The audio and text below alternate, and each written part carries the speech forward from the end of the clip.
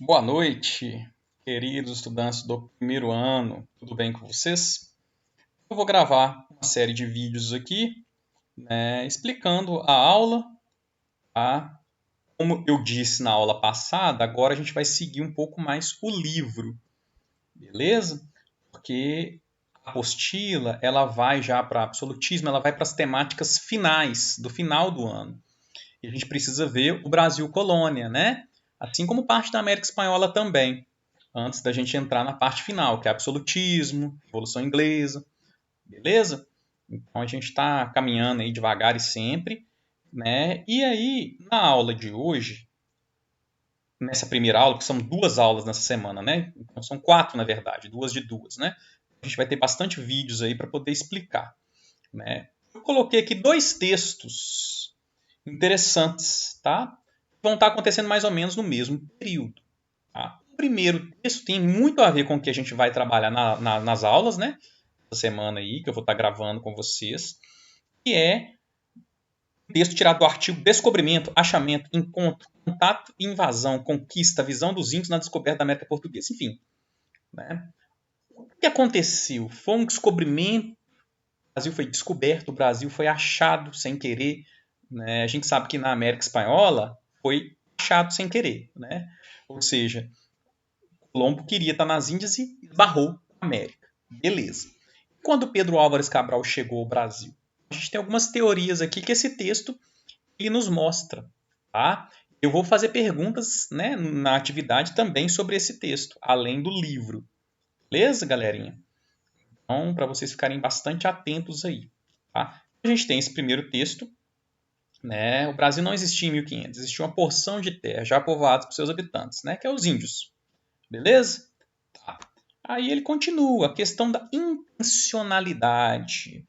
Né? Quando o rei Dom Manuel mandou, né, alguns navegantes irem, né, para depois que Vasco da Gama, né, descobriu as Índias, ou até antes, para tentar chegar, né, nas Índias, e aí chega, vai mandando várias outras esquadras, e uma delas, com Cabral, chega ao Brasil. E aí nós temos três teorias. Tá? Primeiro, né, a coroa já tinha noção que podia ter terra aqui e mandou Cabral ir um pouco mais para oeste para averiguar isso e chegou no Brasil. Beleza. Né? Segundo, não, a decisão foi do Cabral. Né? Cabral falou, não, eu vou um pouquinho mais para oeste, o tempo tá bom, vou lá e vou ver se eu acho alguma terra e tal. Né? Terceiro, os ventos, enquanto Cabral estava navegando junto para chegar às Índias, né? Ele pediu para fazer o percurso. Dom Manuel, o rei, pediu para fazer o percurso e quando Cabral, os ventos levaram ao Brasil. Né? Então temos três teorias.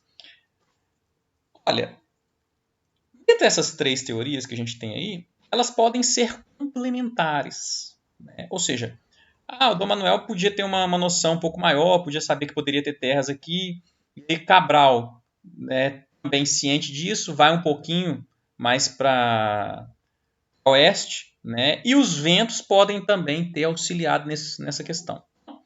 Né? São teorias, a gente não tem muita certeza.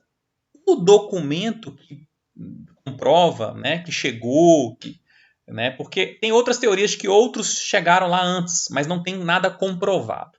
O que se tem comprovado é na carta de Provado de Caminha, né, que vai falar sobre, né, o lugar onde que chegou e tal. Então, né, a gente tem aqui isso que eu acabei de falar.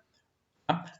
A carta de Pero Vaz de Caminha, datada de 1º de maio de 1500, pelo escrivão da feitoria de Calicut, enviado por Dom Manuel na Armada de Cabral, é o documento mais fiel que comprova esse contato com as terras brasílicas, ou terra de Vera Cruz, e com os habitantes ameríndios. Tá? Então, beleza. Assim, esse encontro marcava, então, o início da América Portuguesa.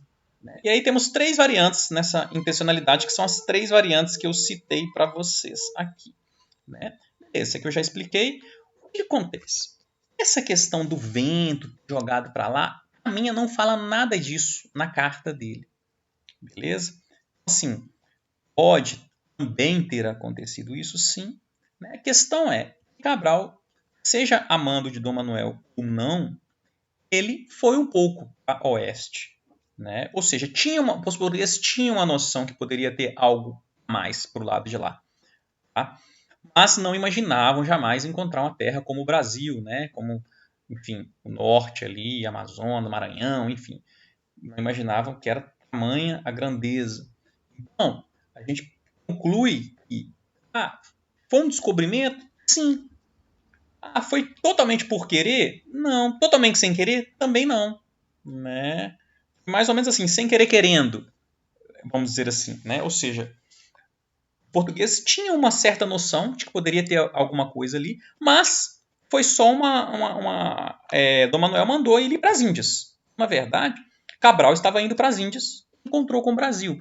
Só que não foi da mesma forma que Colombo. A gente tem que saber diferenciar. Colombo, de fato, foi a oeste achando que estava nas Índias e chegou na América afirmando estar nas Índias, né?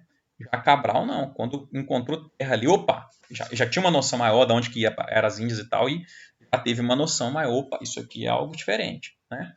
Então, essas diferenças, é importante entender isso, né? A intencionalidade, não, nós vamos para lá porque nós vamos achar o Brasil. Não, não foi assim também não, né? Então, assim, o encontro do Brasil não foi tão sem querer quanto o da América, de Colombo, tá? É importante a gente fazer essa comparação e entender essas diferenças. Apesar das teorias, né?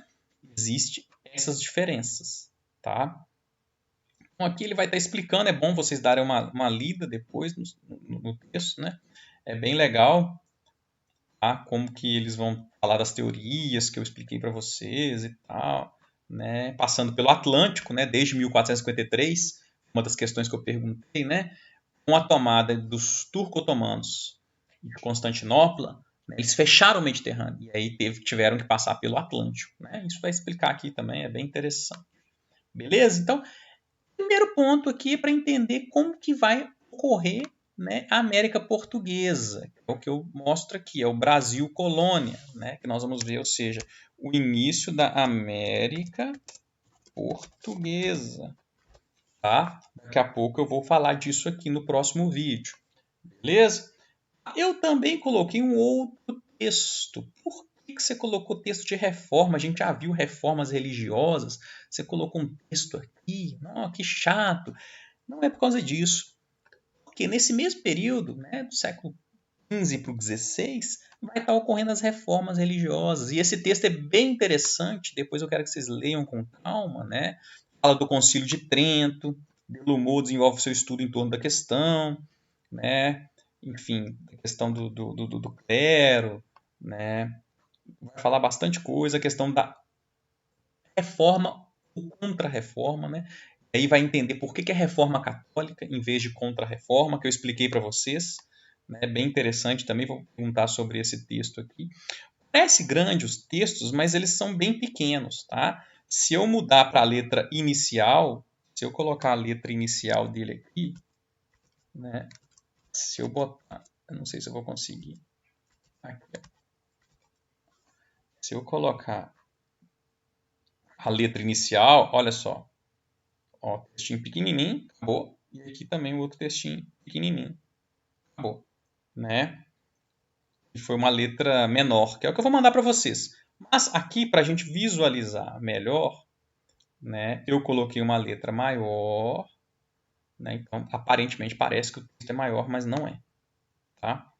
Então, nesse segundo texto, né, ele vai um pouco mais difícil, segundo texto, mas assim, o que eu quero que vocês entendam, né, entender, né, falar, vimos como a consciência individual na reforma como germe da modernidade, no âmbito filosófico, destaca a laicização como libertação do homem em relação às instâncias universais. Por sua vez, Arendt disserta sobre uma idade moderna constituída em 3 grandes eventos, entre eles a reforma protestante, tarará. Você fala, nossa, que difícil, né? Vários autores que vão falar dessa fé, né? Vai falar como que foi isso. Mas o que eu quero que vocês entendam desse texto, tá?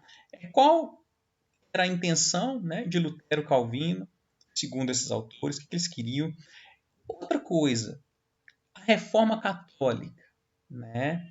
Qual que era o objetivo da Reforma Católica, né? Enfim, por que foi feita a Reforma Católica? Por que deu esse nome à Reforma Católica e não Contra-Reforma?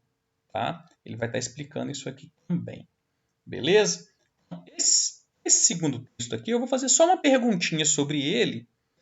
Ele é um texto um pouco... e eu vou comparando, né, essa parte da matéria com a que a gente está vendo no Brasil. Vocês vão entender a minha pergunta, né? Para vocês entenderem o seguinte, tanto a história do Brasil como a história geral, elas estão interligadas, tá? E é isso que eu quero que vocês passem a entender a partir de então, né? E aí no próximo vídeo eu vou estar explicando sobre o Brasil colônia, no caso, América Portuguesa, né? Ou seja, Cabral chegou aqui, como que vai ser organizado aqui? Qual que vai ser o contexto, né?